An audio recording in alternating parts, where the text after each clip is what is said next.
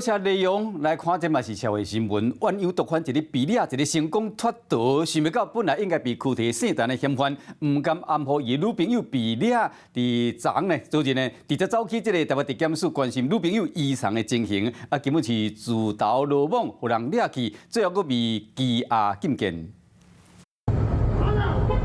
台北地检署的门口口，一个穿朴色衫的查甫人，和另外3个查甫人压坐伫咧涂骹，叫甲是真凄惨。徛伫本仔后壁看来看去，原来这个查甫人是一个摇头，会出现伫遮，全部拢是因为前几工伊避过警察的追捕，也毋过因女朋友煞被扶走。 陈姓摇头为了关心女友后续的移送状况，第一时间还先跑到新北地检署，结果扑了个空。15号上午来到台北地检署，人是见到了，但自己也被检警给识破。有看到法警跑出来追。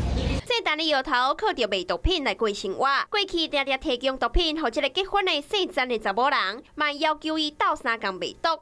两个人长期合作，最后变成男女朋友，搁直接来大做伙。也不过这对毒鸳鸯，唔知影警方早到看。 伫眼内，警方到因住的所在要来掠人，姓詹的查某人佮掠准讲，警方要找是因男朋友，甲大门拍开，想要来拖时间，互男朋友为窗仔门先走。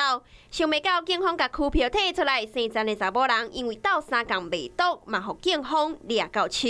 于地检署外变装并仅戴口罩，申请守候女友交保，自认天衣无缝。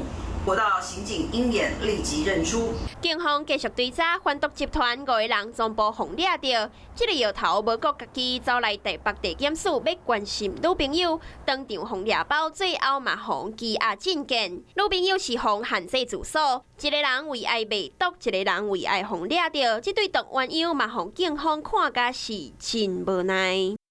有事没事，赶紧转开华视，还没有订阅华视的 YouTube 频道吗？赶紧按赞、订阅、开启小铃铛，我们华视 YouTube 见。